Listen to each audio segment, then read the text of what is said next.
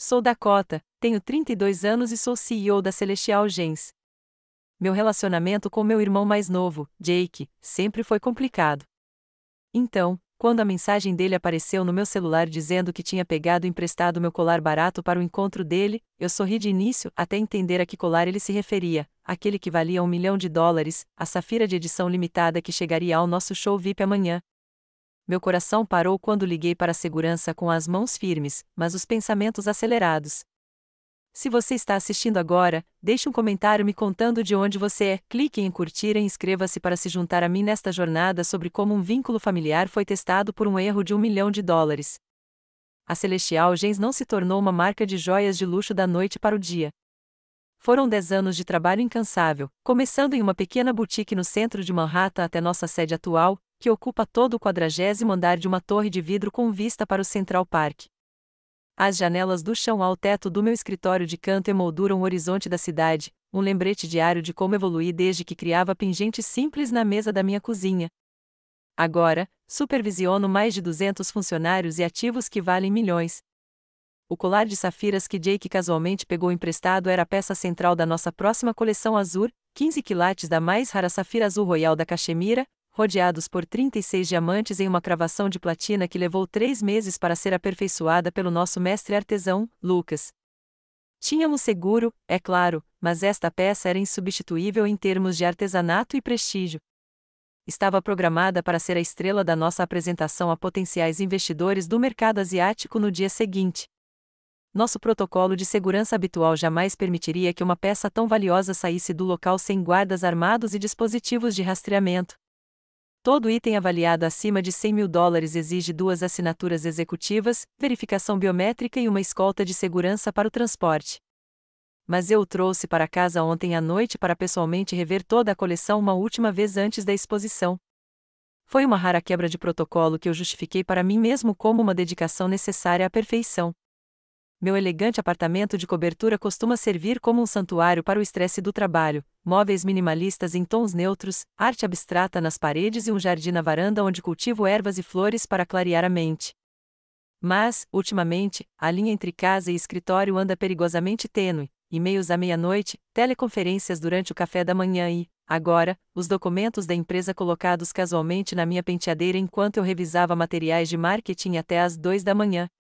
Jake se mudou para Nova York há 3 anos, supostamente para seguir carreira de ator, mas principalmente para se dedicar a uma série de trabalhos em serviços públicos e dormir nos sofás de amigos.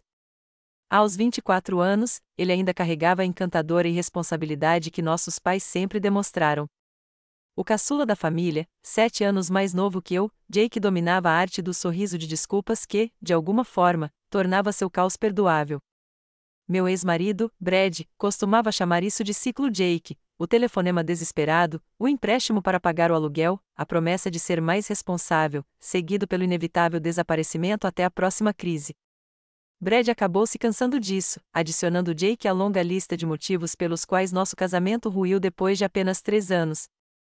O divórcio foi finalizado há 18 meses, mas seus avisos sobre meu irmão ainda ecoavam: você não pode salvar alguém que gosta de se afogar. Mesmo assim, Jake era da família. Quando ele apareceu na minha porta há 6 meses, recém-saído de um término e de mais um emprego perdido, dei a ele minha chave reserva e disse que ele poderia ficar no quarto de hóspedes até se recompor.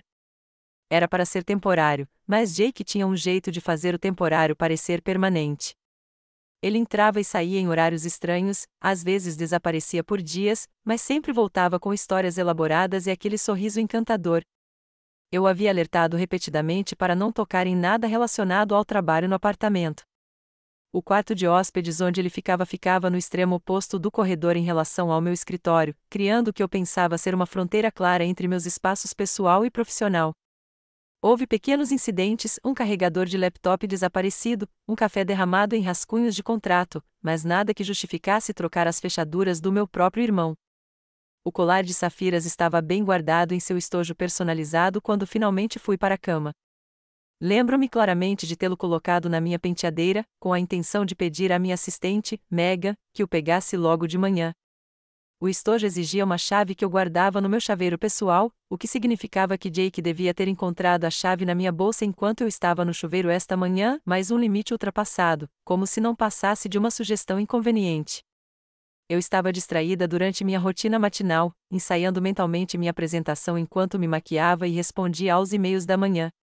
Na pressa de chegar ao escritório para uma reunião estratégica às 8 horas, esqueci de verificar se o colar estava preso antes de sair, um erro crítico que me custaria mais do que eu poderia imaginar. Na minha penteadeira, agora havia uma caixa de joias vazia, com o interior de veludo moldado perfeitamente ao formato do colar desaparecido. Ao lado, havia um bilhete rabiscado às pressas com a letra desleixada de Jake: "Peguei seu colar azul emprestado para esta noite. Parece caro, mas sei que é bijuteria. Devolvo amanhã. Obrigada, mana." A suposição de que qualquer coisa em minha posse pudesse ser bijuteria era típica do Jake. Apesar de visitar meu escritório, apesar de ver a cobertura da imprensa sobre a ascensão da Celestial Gens no mercado de luxo, ele ainda via minha carreira como uma espécie de jogo elaborado, em vez do negócio sério que era.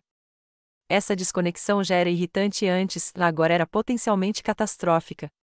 Pensei em todas as vezes em que apoiei Jake com nossos pais, os cheques de aluguel que paguei discretamente quando ele estava sem dinheiro, o carro que o ajudei a financiar quando ele insistiu que um transporte confiável mudaria sua vida, as cartas de recomendação que escrevi para amigos em vários setores, colocando minha própria reputação em risco para ajudá-lo a ter um novo começo.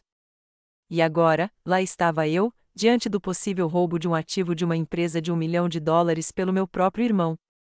Amanhã começou como qualquer outro dia de alta pressão na Celestial Gens. Cheguei ao escritório às 7h30, com um Starbucks 20 americano na mão, repassando mentalmente minha apresentação sobre nossa expansão no mercado de luxo asiático. A sala de conferências já estava montada, com a equipe de marketing finalizando os slides e nossos analistas financeiros fazendo ajustes de última hora nas projeções. Vincent, nosso CFO, estava discutindo considerações sobre câmbio com nosso diretor de vendas internacionais quando meu celular vibrou com a mensagem de Jake: "Peguei seu colar barato emprestado para o meu encontro." Obrigada. Senti uma irritação passageira por mais uma invasão do meu espaço pessoal, mas rapidamente voltei a revisar os materiais da apresentação. Foi apenas durante uma breve pausa para ir ao banheiro, 30 minutos antes da chegada dos investidores, que o significado da mensagem dele se registrou plenamente em minha mente. Minhas mãos congelaram sob a água corrente quando me dei conta: o único colar que eu tinha em casa era o de safira. Corri de volta para o meu escritório, ignorando os olhares preocupados da minha equipe, e liguei para o meu prédio. O concierge confirmou que Jake havia saído do prédio por volta das 10 da manhã. Desliguei e disquei imediatamente o número de Jake, mas caiu direto na caixa postal. Minha próxima ligação foi para Megan. "Senhorita Williams, a senhora pegou a safira azul no meu apartamento hoje de manhã?" Houve uma pausa. "Não, a senhora me mandou uma mensagem para não vir, dizendo que a levaria pessoalmente para a apresentação." "Definitivamente não enviei nenhuma mensagem." O medo tomou conta do meu estômago quando abri meu aplicativo de mensagens e vi uma mensagem do meu celular para Megan, enviada às 7h15: "Não se preocupe em pegar o colar. Eu mesma o trago. Não precisa vir ao apartamento." Jake tinha usado meu celular enquanto eu estava no chuveiro para garantir que ninguém descobrisse o colar desaparecido até que fosse tarde demais. Fechei a porta do meu escritório e me encostei nela, tentando controlar a respiração. O colar de safiras não era apenas valioso, mas também insubstituível em curto prazo. Os investidores que chegariam em menos de uma hora estavam especificamente interessados em nossa coleção azul, com a safira como peça central. Materiais publicitários com o colar já haviam sido distribuídos. Celebridades haviam sido fotografadas com os mockups do design. Meu telefone tocou. Era Olivia, nossa chefe de segurança, perguntando-se por que a safira não havia sido verificada pelos protocolos normais de segurança naquela manhã. Respirei fundo e fiz a ligação mais difícil da minha carreira. "Olivia, preciso relatar uma falha de segurança. A safira azul desapareceu." Sua inspiração brusca foi seguida por um silêncio tenso. "Isso não é um treinamento, certo?" "Não", eu disse. "Preciso implementar nosso protocolo de resposta a roubos imediatamente." As engrenagens da gestão de crises corporativas começaram a girar com uma eficiência assustadora. Em poucos minutos, Vincent estava em meu escritório, pálido, discutindo as implicações do seguro. Harold, nosso consultor jurídico, chegou momentos depois com uma avaliação preliminar das questões de responsabilidade civil. Os investidores estavam parados no saguão, com uma história sobre dificuldades técnicas na sala de apresentações. Quero deixar bem claro, disse-o à equipe de crise reunida em meu escritório. Este é meu irmão.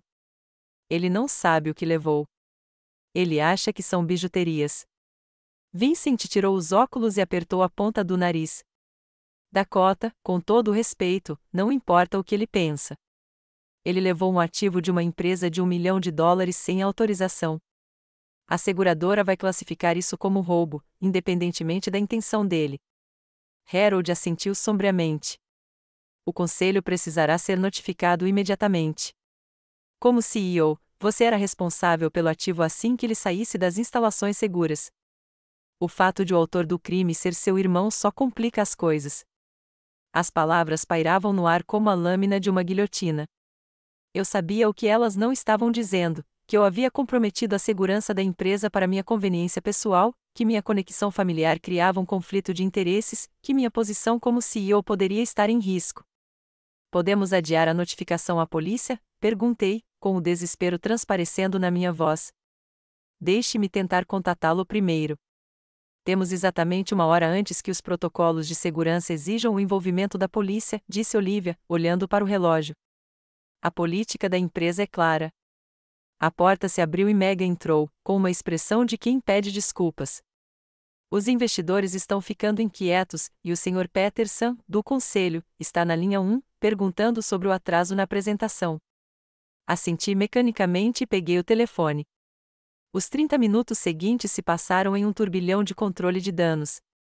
Os investidores foram informados de que um problema de segurança no transporte havia atrasado a apresentação, que seria remarcada para a semana seguinte. O Sr. Peterson recebeu uma explicação vaga sobre problemas de controle de qualidade que exigiriam ajustes de última hora na coleção.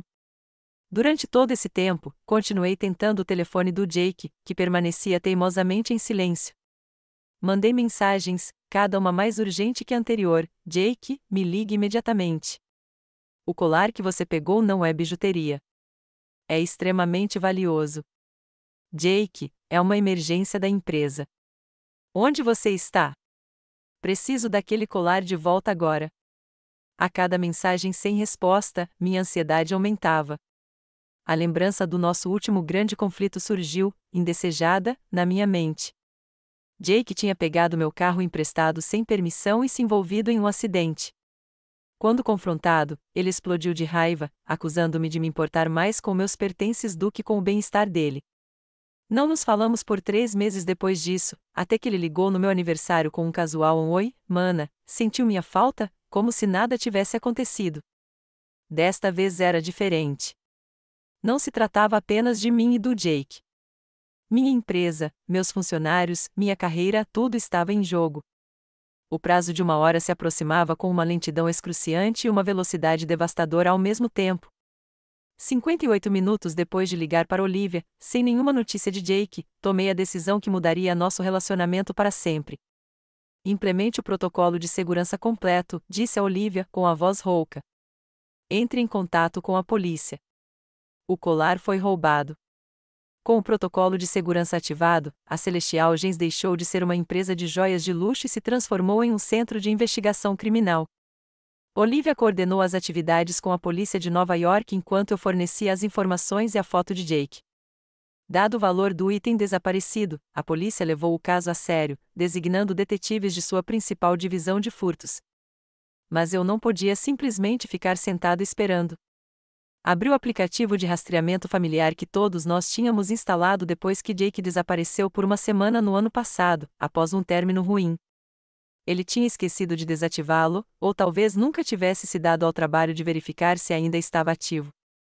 O ponto azul que indicava sua localização se movia pela Quinta Avenida e parou no que parecia ser o Lacer, um dos restaurantes mais caros da cidade. Claro, Jake jamais gastaria tanto com seu salário de barman. Ele estava tentando impressionar alguém tanto com o restaurante chique quanto com meu colar de safiras.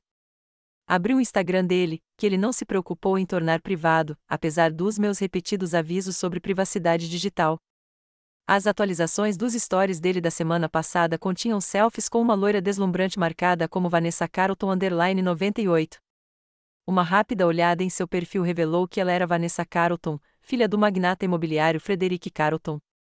Suas postagens exibiam um estilo de vida de jatos particulares, brunches com champanhe e fotos casuais tiradas em casas que pareciam peças de museu. Jake estava namorando alguém da elite social. De repente, sua necessidade desesperada de impressionar fez um sentido distorcido. Ele sempre se sentirá atraído por pessoas que representassem o status e o reconhecimento que almejava. E agora, ele estava usando meu colar, o colar da minha empresa, para parecer mais bem-sucedido do que realmente era. Encaminhei as informações de localização para Olivia e a polícia. Dado o valor do item, eles acionaram policiais imediatamente. Também enviei nossa equipe de segurança particular, instruindo-os a serem discretos, mas preparados para qualquer situação. Então, contrariando os conselhos de Harold e Vincent, peguei meu casaco e fui em direção à porta. Preciso estar lá, disse quando Harold tentou bloquear meu caminho. Ele é meu irmão. Isso não precisa se tornar um espetáculo público. A viagem de 20 minutos até Lacerque foi a mais longa da minha vida. Meu celular vibrava constantemente com atualizações, a polícia havia chegado, a segurança estava posicionada, o gerente do restaurante havia sido informado da situação.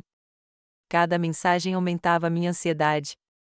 Quando meu motorista parou no meio-fio, eu já podia ver a comoção se desenrolando. 2 viaturas estavam estacionadas do lado de fora, com as luzes piscando. Clientes do restaurante estavam reunidos na calçada, alguns parecendo confusos, outros filmando com seus celulares.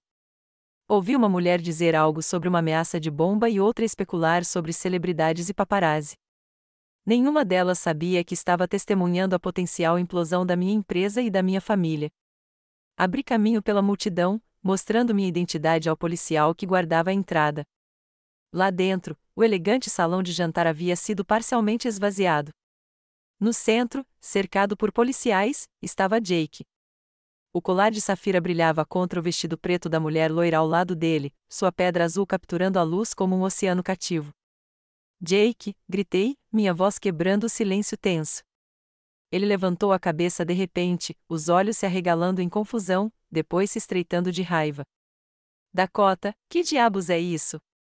A mulher, Vanessa, olhou de nós dois, sua mão perfeitamente cuidada subindo para tocar o colar em seu pescoço. O que está acontecendo? Perguntou ela, com a voz aguda de alarme. Um detetive se adiantou. Senhor, precisamos que o senhor retire cuidadosamente o colar da moça e o coloque neste recipiente de segurança, disse ele, estendendo uma caixa acolchoada.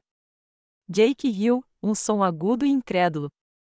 Isso é loucura. É o colar da minha irmã. É só uma bijuteria.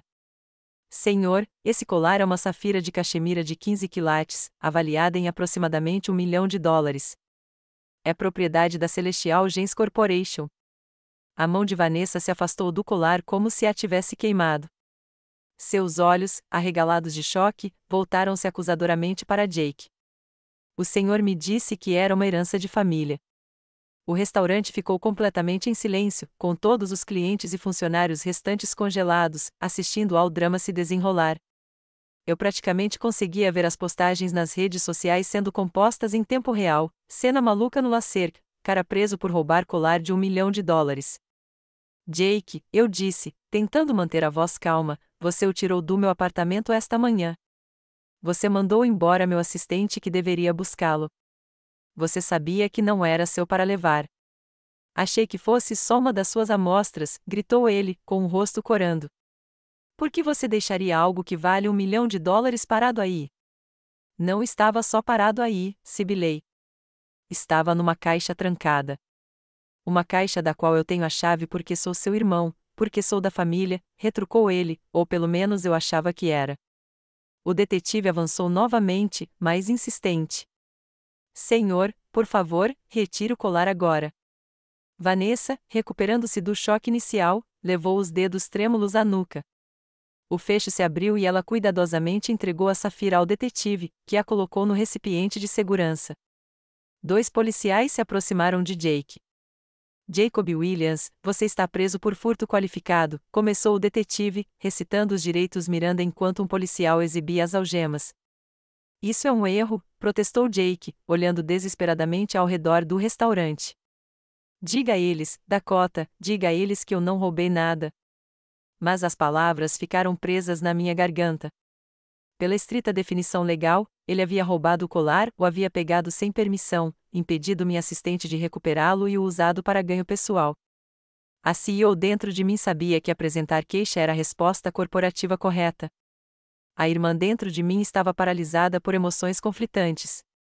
Um policial segurou o braço de Jake, virando-o para aplicar as algemas. O clique metálico pareceu ecoar pelo restaurante silencioso. Enquanto o conduziam em direção à porta, ele se virou para olhar para mim, sua expressão uma mistura de traição, raiva e, por um instante, medo. Eu sempre soube que sua preciosa companhia significava mais para você do que sua família, disparou ele. Obrigado por me provar que eu estava certo. Então ele se foi, escoltado pela multidão de curiosos até um carro de polícia que o aguardava. Vanessa ficou paralisada, com lágrimas escorrendo pela maquiagem impecável. O recipiente de segurança com o colar de safira foi entregue a Olivia, que se materializara ao meu lado. O detetive se aproximou, bloco de notas na mão, pronto para anotar meu depoimento oficial. Mas tudo em que eu conseguia me concentrar era no espaço onde Jake estivera, o eco de sua acusação pairando no ar. Será que eu tinha acabado de sacrificar meu irmão para salvar minha empresa? Um flash disparou ali perto. Virei-me e vi um homem com uma câmera profissional e um crachá de imprensa. Como ele chegou tão rápido? Outro seguiu, depois outro. Alguém empurrou um microfone na minha direção. Senhorita Williams, é verdade que seu irmão roubou um colar de $1 milhão da sua empresa? Foi um trabalho interno. A senhora prestou queixa contra o seu próprio irmão? As perguntas surgiram rapidamente à medida que mais jornalistas chegavam, atraídos pela presença policial e pelos rumores de um escândalo polêmico. Olivia fez um sinal para nossa equipe de segurança, que formou uma barreira protetora ao meu redor enquanto me escoltavam em direção à saída. Vislumbrei Vanessa pela última vez, agora cercada por suas próprias amigas que estavam jantando com elas, seus rostos uma mistura de preocupação e excitação mal disfarçada por estarem ao lado de tamanho drama. Nossos olhares se encontraram brevemente antes de eu ser conduzida para fora da porta e para dentro do carro que me aguardava.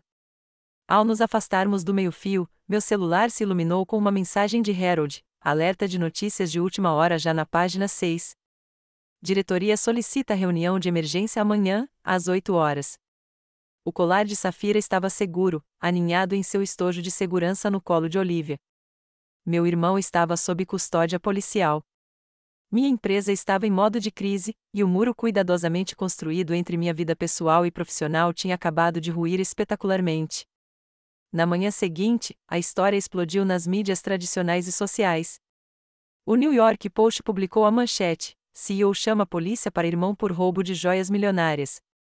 Veículos mais respeitáveis a enquadraram um pouco melhor, mas a essência era a mesma: drama familiar e joias de luxo criaram um clickbait irresistível. A reunião de emergência do conselho foi ainda pior do que eu esperava. Sentei-me à cabeceira da mesa de conferências, encarando as expressões severas dos nossos 12 membros do conselho. Edward Montgomery, nosso maior investidor e membro mais expressivo do conselho, batia sua caneta tinteiro na pasta de couro com precisão metronômica. As ações caíram 5% esta manhã, disse-lhe sem preâmbulos. Nossos protocolos de segurança foram comprometidos publicamente. Nosso CEO tem uma ligação familiar direta com um suposto ladrão. Este é exatamente o tipo de escândalo que pode afundar uma marca de luxo construída com base em confiança e exclusividade. A safira foi recuperada, indiquei. Não houve danos permanentes. Vincent, sentado à minha direita, deslizou um tablet em minha direção. A tela exibia um gráfico em tempo real das ações da Celestial Gens, com a linha em tendência teimosa de queda. O mercado discorda, Dakota, disse ele. O conselho passou a hora seguinte dissecando cada aspecto do incidente. Por que eu havia retirado o colar de uma área segura? Por que meu irmão tinha acesso ao meu apartamento? Eu havia considerado a possibilidade de prender meu próprio irmão? Que medidas estavam sendo tomadas para evitar violações semelhantes no futuro? Respondi a cada pergunta com o máximo de distanciamento profissional que pude reunir, mas, por baixo da superfície, eu estava me afogando. Meu telefone não parava de vibrar desde o amanhecer. Meus pais ligaram 6 vezes, deixando mensagens de voz cada vez mais irritadas, perguntando como eu podia fazer aquilo com meu próprio irmão. Esperamos mais de você, Dakota, concluiu a mensagem final da minha mãe. Jake cometeu um erro, mas família protege família. Você escolheu sua empresa em vez do seu irmão. Eu nem te reconheço mais. Aquilo doeu mais do que qualquer coisa que o conselho pudesse dizer. Meus pais sempre se orgulharam do meu sucesso, mas o apoio deles sempre pareceu condicionado à minha permanência como rede de segurança para Jake. Durante anos, aceitei esse papel sem questionar. Agora que finalmente havia traçado um limite, eu era vilã aos olhos deles. Após a reunião do conselho, recebi relatos de que Jake havia sido libertado sob fiança, cortesia de nossos pais terem esvaziado a conta de aposentadoria para pagar a fiança. Ele se recusou a falar com os advogados da empresa que eu havia enviado à delegacia. De acordo com o contato do tribunal, ele havia listado o endereço dos nossos pais em Nova Jersey como sua residência temporária, não o meu apartamento. A mensagem era clara: ele não queria nada comigo. A semana continuou a se desenrolar com uma velocidade alarmante. Nossos principais parceiros varejistas ligaram para nós com preocupações sobre os protocolos de segurança de seus estoques. Os concorrentes começaram a circular, um deles até mesmo veiculando um anúncio destacando suas medidas de segurança de última geração com o slogan: seus investimentos de luxo, realmente seguros. Os investidores do mercado asiático que estavam no lobby durante a crise inicial comunicaram, por meio de seus representantes, que estavam reconsiderando a parceria, citando preocupações com a estabilidade da empresa e a gestão de ativos. Minha caixa de entrada estava cheia de pedidos de entrevistas de revistas de moda, publicações de negócios e tabloides, todos em busca de informações privilegiadas sobre o drama joalheiro da família Williams. Nossa equipe de relações públicas trabalhou dia e noite para elaborar respostas e minimizar os danos, mas a história já havia ganhado vida própria. Na quarta-feira à tarde, recebi uma notificação de que Vanessa havia postado sobre o incidente em sua conta do Instagram, com mais de 200 mil seguidores, hora da verdade. Quando alguém te mostrar um colar de $1 milhão no seu terceiro encontro, faça perguntas. Ainda estou em choque com o desastre do jantar de segunda noite. Pensei que estava namorando um cara legal. Acontece que eu estava namorando um ladrão com problemas familiares. Sempre confie nos seus instintos. Hashtag lição aprendida, hashtag problemas de confiança, hashtag desviei de um bullet. A publicação já havia acumulado milhares de curtidas e comentários, muitos marcando Jake Celestial Gens. Alguns detetives da internet empreendedores conectaram os pontos comigo, compartilhando links para perfis de empresas e especulações sobre a dinâmica familiar em jogo. O Tribunal da Opinião Pública estava em plena sessão, e ninguém saiu ileso. Na quinta-feira, notei cochichos entre os funcionários enquanto eu caminhava pelo escritório, nada evidente, apenas conversas que paravam abruptamente quando eu me aproximava, olhares de simpatia rapidamente desviados.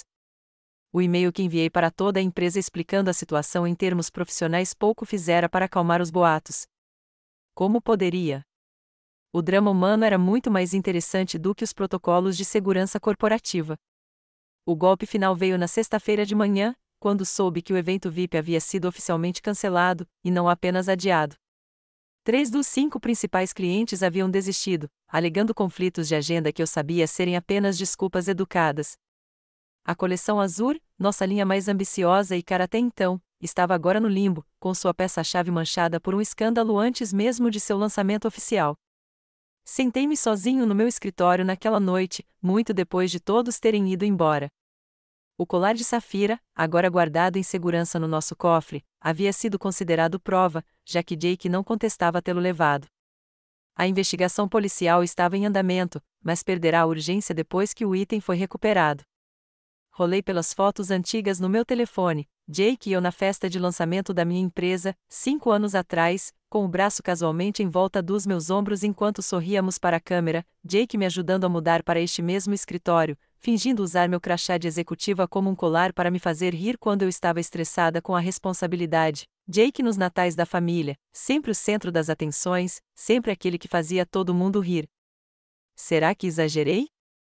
A pergunta me atormentava. Eu poderia ter lidado com a situação de forma diferente, talvez, poderia ter enviado a segurança sozinha para recuperar o colar discretamente, poderia tê-lo mantido longe das mãos da polícia, longe da imprensa. Mas, então, que mensagem isso teria transmitido? Que as regras da empresa não se aplicavam se você fosse irmão do CEO. Que o roubo de $1 milhão era perdoável se você alegasse ignorância. Meu telefone tocou, quebrando o silêncio. Número desconhecido. Quase recusei, mas um instinto me fez atender. Dakota Williams, eu disse. Uma mulher pigarreou. Senhorita Williams, aqui é Vanessa Carlton. Apertei o telefone com mais força. Como você conseguiu esse número? Isso importa? Ela perguntou, com a voz firme. Só achei que você deveria saber que Jake entrou em contato comigo hoje. Ele quer me encontrar para explicar o lado dele da história. Ainda não decidi se vou. Fechei os olhos, subitamente exausta. Por que você está me contando isso? Porque, disse ela, fazendo uma pausa, ele anda dizendo algumas coisas sobre você, sobre a empresa, que há outras questões além desse incidente do colar, que você vem encobrindo para ele há anos. Achei que você deveria saber que ele está falando. A implicação pairava no ar. Jake estava com raiva, magoado e em busca de vingança, e tinha informações que poderiam causar ainda mais danos a mim e às gemas celestiais. Obrigada por me avisar, eu disse finalmente. Eu não fiz isso por você, ela respondeu friamente. Fiz isso porque ninguém merece ser pego de surpresa. Nem mesmo você. A linha caiu. Coloquei meu celular virado para baixo sobre a mesa e fiquei olhando para as luzes da cidade, sabendo que, em algum lugar lá fora, meu irmão estava planejando seu próximo passo. E, desta vez, ele não buscava perdão.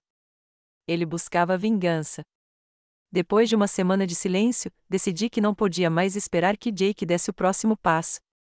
Na manhã de domingo, dirigi até seu novo apartamento no Brooklyn, um prédio sem elevador em um bairro que ainda estava nos estágios iniciais de gentrificação. Nossos pais tinham sido coassinantes do contrato de aluguel depois que ele se recusou a voltar para minha casa. Bati 3 vezes antes que ele finalmente abrisse a porta. Jake estava com uma aparência horrível, olheiras, cabelo sujo, vestindo a mesma camiseta dos Knicks que eu vira usar inúmeras vezes nas manhãs de ressaca na minha casa. O apartamento atrás dele era escassamente mobiliado, com caixas de mudança ainda empilhadas contra a parede. O que você quer? Perguntou ele, sem se mexer para me deixar entrar. Precisamos conversar, Jake. Agora você quer conversar? Riu amargamente. Um pouco tarde, não acha? Depois de você ter me prendido na frente do restaurante inteiro, depois de ter me humilhado na frente da Vanessa? Mantive a voz calma. Você vai me obrigar a ter essa conversa no corredor? Ele hesitou, depois se afastou com cortesia exagerada. Bem-vindos à minha humilde morada. Não é bem a sua cobertura, mas, pensando bem, não tenho joias milionárias por aí. O apartamento era pequeno, mas poderia ter sido agradável com algum esforço. Em vez disso, parecia que Jake tinha estado acampando em vez de morando lá, embalagens vazias de comida para viagem na mesa de centro, roupas jogadas sobre caixas desempacotadas, uma cama improvisada com lençóis e cobertores sobre um colchão no chão. Sentei-me na única cadeira, uma de madeira com uma perna bamba. Jake permaneceu de pé, com os braços cruzados defensivamente sobre o peito. Eu entendi o porquê, eu disse simplesmente. Porque você pegou o colar. Porque você mentiu sobre ele. Não é óbvio, ele disparou. Eu precisava impressionar a Vanessa. Achei que era só uma amostra, algo que você nunca sentiria falta. Eu não fazia ideia de que valia tanto. Acho que tem mais do que isso. Seus olhos se desviaram dos meus. Como assim? A Vanessa me ligou, eu disse. Ela mencionou que você anda falando de mim, da empresa. Ela pareceu achar que você tinha algum tipo de vingança. Isso chamou sua atenção. Sua postura se enrijeceu. E daí se eu fizer isso? Você me prendeu, Dakota, em público. Tem ideia de como foi? Não consigo imaginar, admiti. Mas ainda não entendi por que você pegou o colar, para começo de conversa. Você sabe a importância do meu trabalho. Sabe que não se pode tocar nas minhas coisas sem pedir. Jake andava de um lado para o outro no pequeno cômodo, passando as mãos pelos cabelos, frustrado. Quer saber por quê? Sério? Porque, pela primeira vez na vida, eu queria ser o impressionante. Sabe como é ser seu irmão? Dakota, o prodígio. Dakota, o CEO. Dakota, que construiu uma empresa milionária do zero. Sua voz se elevava a cada declaração, anos de ressentimento vindo à tona. Eu só queria que Vanessa me olhasse do jeito que as pessoas olham para você, com respeito, com admiração, só uma vez. A crueza da sua admissão me atingiu como um golpe físico. Todos esses anos, eu pensei que o estava ajudando, apoiando. Nunca imaginei que meu sucesso pudesse estar projetando uma sombra na qual ele se sentisse preso. Houve um longo silêncio. Jake desabou na beira do colchão, parecendo subitamente exausto. Tem mais uma coisa, disse-lhe finalmente, em voz tão baixa que precisei me inclinar para ouvi-lo. Devo dinheiro a algumas pessoas. Que tipo de dinheiro? Quanto? Ele estremeceu. 40 mil. Olhei para ele, momentaneamente sem palavras. Jake, que diabos? Como? Jogos de azar, admitiu ele, sem me olhar nos olhos. Comecei com noites de pôquer com amigos, depois apostas esportivas, depois online. Achei que poderia ganhar tudo de volta, a clássica ilusão do jogador. Mas isso era pior do que eu imaginava. 40 mil não era só dívida de cartão de crédito ou aluguel atrasado. Era uma grana considerável. A quem você deve? Perguntei, temendo a resposta. Alguns caras. Eles não são exatamente do tipo que oferece planos de pagamento. Me deram até o fim do mês. De repente, o momento fez sentido, a tentativa desesperada de impressionar Vanessa, cuja família tinha dinheiro. Ele não estava apenas procurando uma namorada, ele estava procurando uma salvação financeira. Vim te contar mais uma coisa, eu disse baixinho. Sei que você estava falando com a Gestone International mês passado. Ele levantou a cabeça de repente, com genuína surpresa no rosto. Como você? O RH deles ligou para verificar suas datas de contratação na Celestial Gens. Mas você nunca trabalhou para nós. Sua surpresa pareceu genuína. Exatamente. Você mentiu na sua candidatura. Disse que foi consultora nossa por 2 anos. A Gestone International era nossa maior concorrente.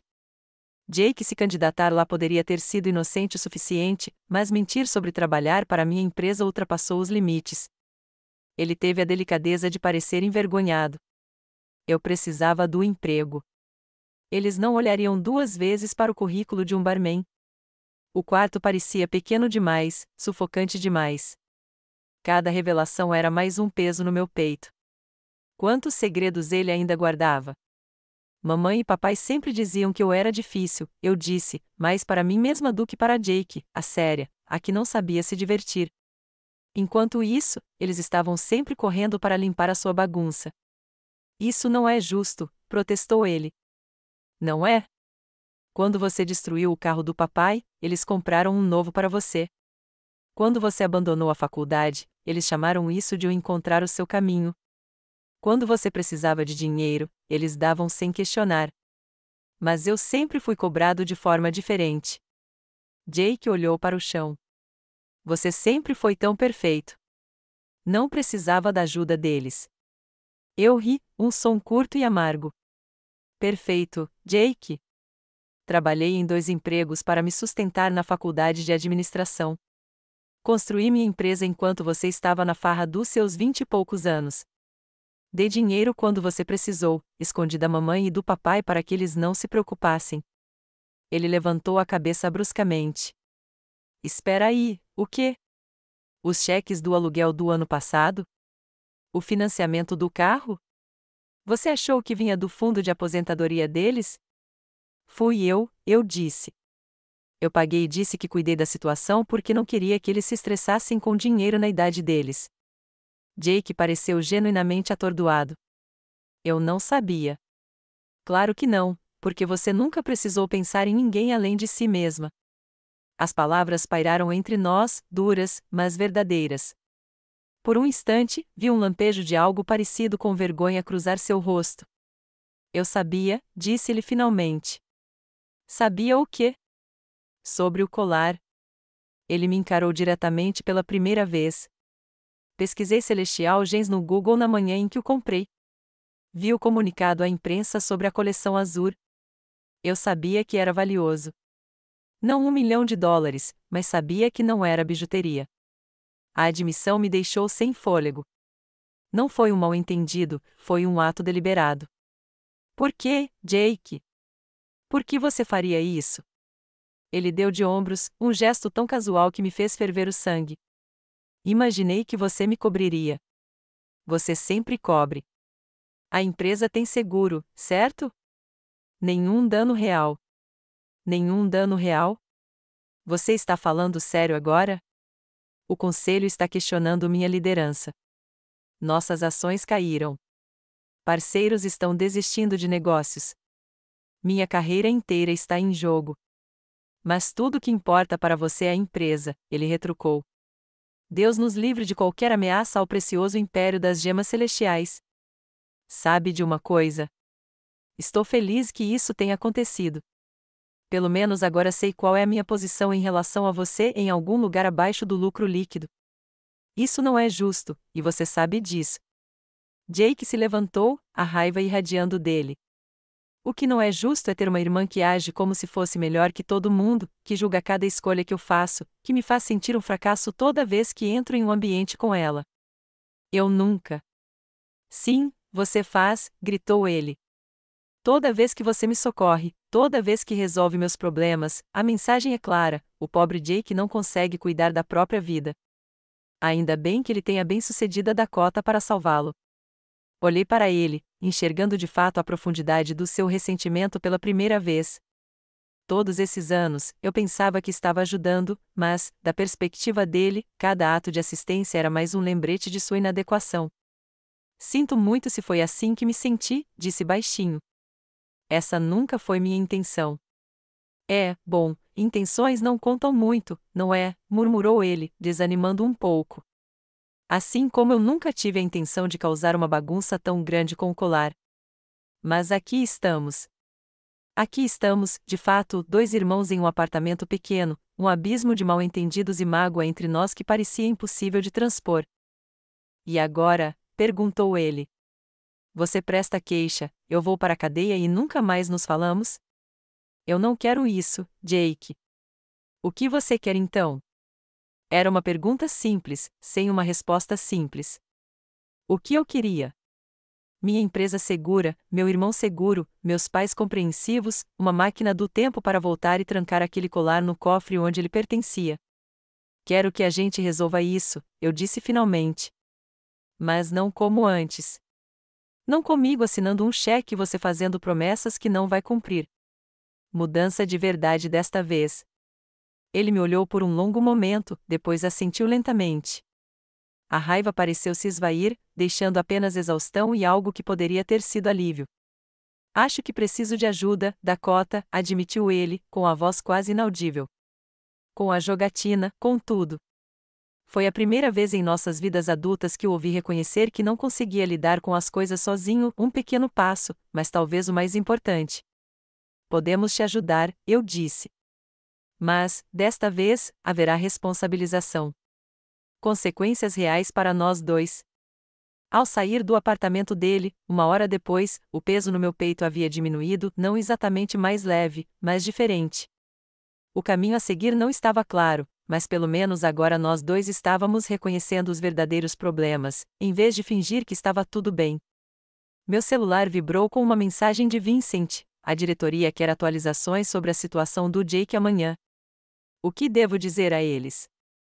Respondi: diga a eles que cuidarei disso pessoalmente. E cuidarei disso. Na segunda-feira seguinte, cheguei à reunião do conselho com um plano claro e uma determinação renovada. Em vez de ocupar meu lugar habitual à cabeceira da mesa, fiquei de pé, comandando a atenção de todos os presentes. Antes de começarmos a pauta formal, preciso abordar a situação com meu irmão e a Safira Azul, disse eu. O que aconteceu foi inaceitável e, como CEO, assumo total responsabilidade pessoal. Edward Montgomery ergueu as sobrancelhas. Isso parece um discurso de demissão, Dakota. Não é demissão, corrigi. Responsabilização. Permiti que um ativo da empresa fosse removido de instalações seguras sem os devidos protocolos. Essa decisão foi exclusivamente minha, e estou preparado para enfrentar as consequências. Descrevi minha proposta: eu cobriria pessoalmente a franquia do seguro referente ao incidente com meus próprios recursos. Além disso, abriria mão do bônus executivo deste ano como demonstração do meu comprometimento com a segurança da empresa. Os membros do conselho trocaram olhares, claramente surpresos com a minha abordagem. A maioria esperava desculpas ou desconsideração, não responsabilização direta. Além disso, continuei, desenvolvi uma proposta abrangente de revisão de segurança. Distribuí tablets com minha apresentação já carregada. Durante os 30 minutos seguintes, expliquei meu plano: verificação biométrica para todos os itens com valor acima de $50 mil, rastreamento por GPS incorporado às peças principais, treinamento de segurança atualizado para toda a equipe e uma revisão completa do processo de aprovação em domicílio para revisões de amostras. Vincent pareceu impressionado, apesar de tudo. Isso resolve a maioria das preocupações levantadas pela nossa seguradora, observou. E o seu irmão? Perguntou Edward sem rodeios. As acusações criminais ainda estão pendentes. O nome da empresa será levado a julgamento. Encontrei seu olhar firmemente. A situação jurídica está sendo tratada separadamente. No entanto, quero deixar claro que não usarei recursos ou influência da empresa para interferir no processo legal adequado. Foi a linha mais dura que já tracei em relação a Jake, mas era necessário. Os dias de limpar sua bagunça discretamente haviam acabado. O conselho votou unanimemente pela aceitação da minha proposta, embora Edward tenha avisado que monitorariam a situação de perto. Ao final da reunião, senti uma estranha sensação de libertação. Pela primeira vez, reconheci meu próprio papel em facilitar o comportamento de Jake, ao mesmo tempo em que me recusava a sacrificar minha integridade profissional para protegê-lo. Naquela noite, encontrei-me com meus pais na casa deles em Nova Jersey. A conversa foi ainda mais difícil do que a reunião do conselho. Eles estavam sentados rigidamente no sofá, com os braços cruzados defensivamente do meu pai, e os olhos da minha mãe vermelhos de tanto chorar. Como você pôde fazer isso com o seu próprio irmão? Perguntou minha mãe antes mesmo de eu me sentar. Mandá-lo prender como um criminoso comum? Respirei fundo. Mãe, pai, eu amo vocês dois, mas precisamos ter uma conversa honesta sobre o Jake. Durante a hora seguinte, expus o padrão de comportamento que eu vinha permitindo há anos, o dinheiro que eu havia dado a eles sem o conhecimento deles, as mentiras que eu havia contado, as dívidas de jogo que ele havia acumulado. Eles ouviram com crescente angústia enquanto o quadro completo emergia. Por que você não nos contou? Perguntou meu pai, parecendo subitamente mais velho. Porque eu estava tentando te proteger, admiti. E porque pensei que poderia consertar. Eu estava errado. Nenhum de nós pode consertar isso para o Jake.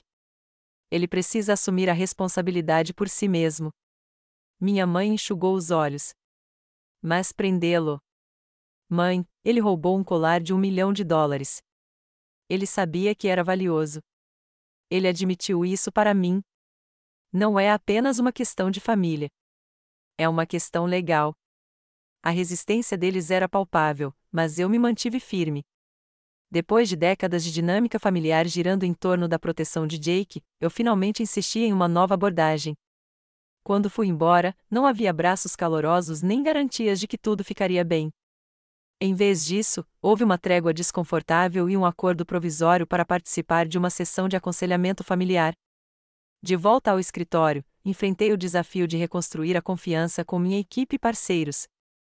Agendei reuniões individuais com cada chefe de departamento, assumindo total responsabilidade pela violação de segurança e, ao mesmo tempo, delineando medidas concretas para prevenir incidentes futuros.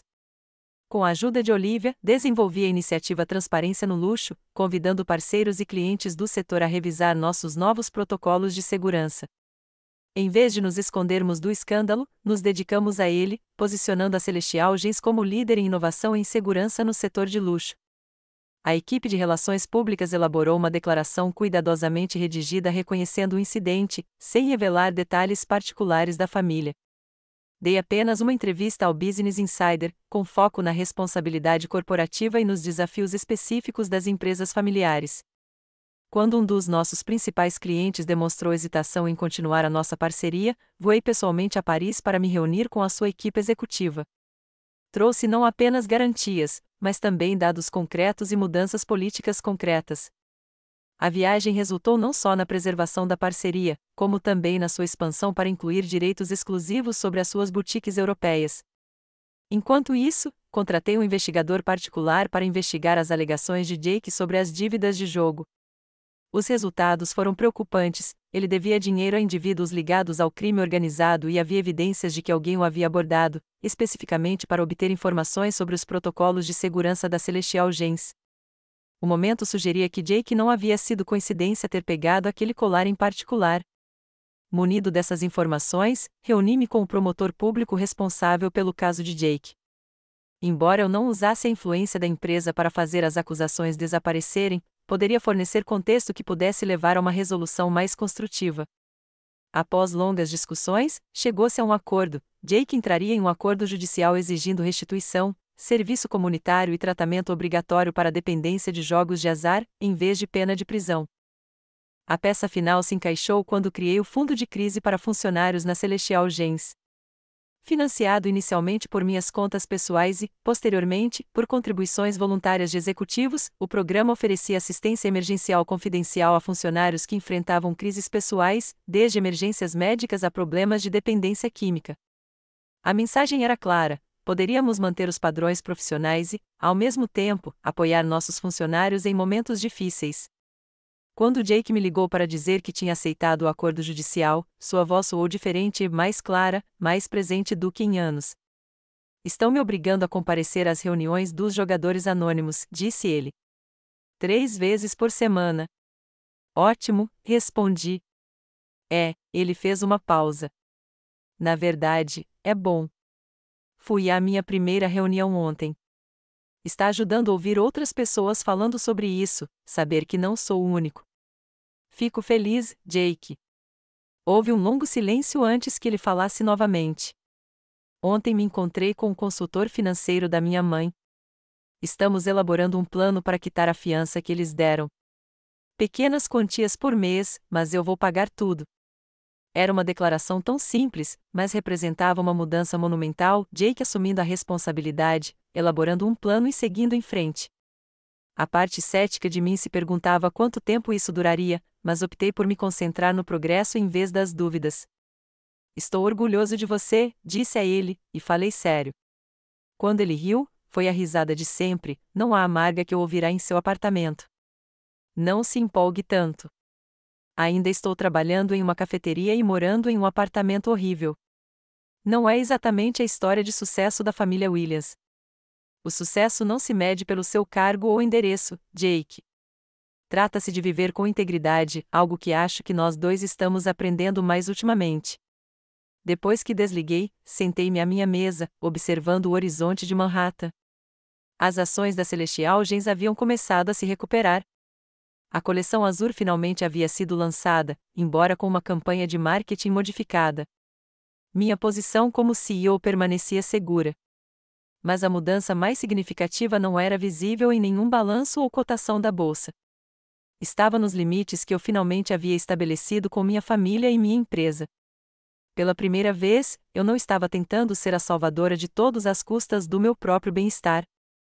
Não foi fácil, e certamente não foi perfeito, mas foi honesto, e isso, eu estava aprendendo, fez toda a diferença. 1 ano depois, eu estava no pódio da Conferência de Liderança Feminina nos Negócios, observando um mar de rostos atentos. Os organizadores me pediram para falar sobre gestão de crises, mas eu escolhi um ângulo mais pessoal: os limites da liderança. Quando as pessoas pensam em desafios de liderança, muitas vezes se concentram na volatilidade do mercado, nas ameaças competitivas ou na disrupção tecnológica, comecei. Mas, às vezes, os momentos mais difíceis de liderança vêm dos lugares que menos esperamos, dos relacionamentos pessoais que moldam quem somos, além dos nossos títulos profissionais. Enquanto eu compartilhava a versão cuidadosamente editada da minha experiência, a violação de segurança, a recuperação pública, as lições aprendidas, avistei um rosto familiar na plateia. Jake sentou-se na última fileira e me deu um pequeno aceno de encorajamento quando nossos olhares se encontraram. Nos anos que se seguiram ao incidente da Safira, nossas vidas se transformaram de maneiras que nenhum de nós poderia ter previsto. Jake havia concluído seu programa de tratamento para jogos de azar, determinado pelo tribunal, e continuou voluntariamente a terapia depois. Ele havia se mudado para Filadélfia para recomeçar, aceitando um emprego em uma empresa de marketing que não tinha nada a ver com a indústria de joias. Era um trabalho de nível iniciante, mas ele estava conquistando seu avanço por mérito, e não por charme, pela primeira vez na vida. Nosso relacionamento foi se recuperando aos poucos, através de limites cuidadosamente mantidos, ligações semanais, visitas mensais, sem complicações financeiras, sem resgate. Quando ele enfrentava desafios, eu ouvia sem oferecer soluções imediatas. Quando ele conseguia, eu comemorava sem levar o crédito. Nem sempre era fácil, essa nova dinâmica exigia vigilância constante contra velhos padrões, mas era mais saudável do que qualquer coisa que conhecíamos antes. A Celestial Gens não apenas se recuperou, como prosperou. Nossos novos sistemas de segurança se tornaram um padrão do setor, com outras marcas de luxo adotando protocolos semelhantes. A iniciativa Transparência no Luxo evoluiu para um consórcio do setor focado em práticas éticas e padrões de segurança. O preço de nossas ações subiu 23% em relação ao nível pré-crise. O Fundo de Crise para Funcionários ajudou 17 funcionários em emergências pessoais em seu primeiro ano, criando uma cultura em que as pessoas se sentiam apoiadas sem medo de repercussões profissionais. O programa foi destaque na Forbes como uma abordagem inovadora para o bem-estar no local de trabalho. Concluí meu discurso com as lições que me foram ensinadas a um custo pessoal tão alto. Na liderança, como na vida, precisamos reconhecer que a verdadeira força não vem de tentar controlar tudo, mas de estabelecer limites saudáveis. Às vezes, a atitude mais solidária que podemos ter pelos outros é parar de protegê-los das consequências de suas ações. E, às vezes, a atitude mais profissional que podemos ter por nossas organizações é reconhecer nossa própria humanidade. Os aplausos foram gratificantes, mas a verdadeira recompensa veio depois, quando Jake se aproximou com uma mulher que eu não reconheci. Ótimo discurso, mana, disse ele, me dando um abraço rápido. Esta é Melissa, minha namorada. Melissa sorriu calorosamente enquanto cumprimentávamos com um aperto de mão. Normalmente não participo de conferências de negócios, mas Jake insistiu que sua palestra valeria a pena. Ele tinha razão, acrescentou. Conversamos brevemente sobre o trabalho dela como arteterapeuta e os planos deles de visitar nossos pais no próximo fim de semana. Havia uma naturalidade entre eles que eu nunca tinha visto nos relacionamentos anteriores de Jake, nada do charme performático ou da necessidade desesperada de impressionar. Ele parecia confortável consigo mesmo, talvez pela primeira vez na vida adulta. Quando se viraram para sair, Jake fez uma pausa. Ah, quase me esqueci. Fiz meu pagamento final de restituição ao tribunal na semana passada. Estou oficialmente livre de dívidas. O orgulho em sua voz era inconfundível, não o orgulho vazio de alguém em busca de validação, mas a satisfação silenciosa de uma realização genuína. Que maravilha, Jake! Você fez isso sozinho? Ele assentiu, reconhecendo o significado daquelas palavras. Sim, eu fiz. Depois que eles saíram, encontrei alguém inesperado no saguão do hotel, Vanessa Carlton. Ela estava participando de uma conferência diferente, no mesmo local, com a aparência mais elegante e privilegiada de sempre. Dakota, disse ela, parecendo surpresa. Ouvi dizer que você falaria hoje. O constrangimento inicial deu lugar a uma conversa surpreendentemente franca. Ela havia criado sua própria fundação com foco em educação financeira para jovens adultos. Depois do que aconteceu com Jake, percebi quantas pessoas não entendem conceitos financeiros básicos, explicou. Mesmo pessoas de famílias ricas muitas vezes não têm ideia de como administrar o dinheiro de forma responsável. Trocamos cartões de visita, concordando em explorar oportunidades de parceria entre a fundação dela e o fundo de crise dos funcionários. Ao nos separarmos, ela hesitou. Eu estava errada sobre você, sabia? Disse ela. Quando tudo aconteceu com o colar, achei que você fosse frio por ter prestado queixa contra seu próprio irmão.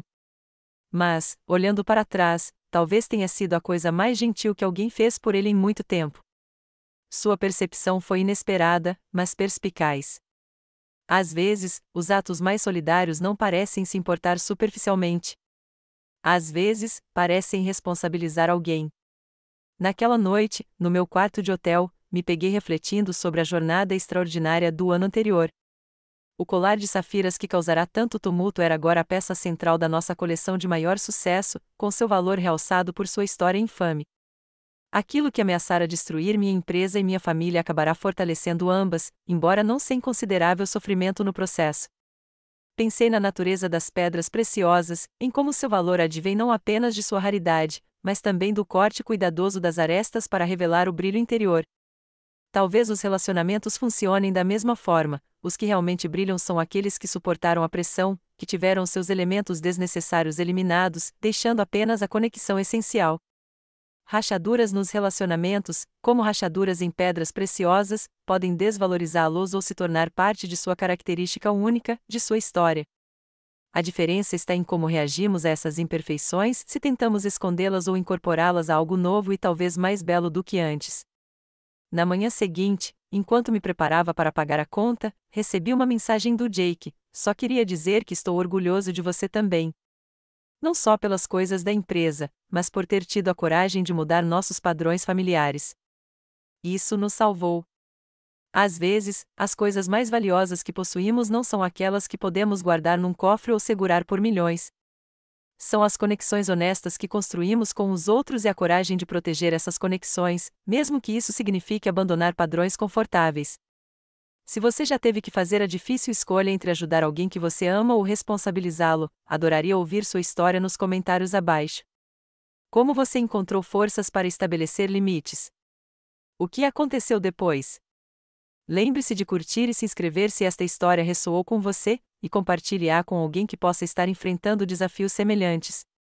Às vezes, saber que não estamos sozinhos nessas jornadas difíceis é o maior presente que podemos receber. Obrigado por ouvir, e lembre-se de que as joias mais preciosas em nossas vidas são os relacionamentos que cultivamos com cuidado, mesmo nos momentos mais desafiadores.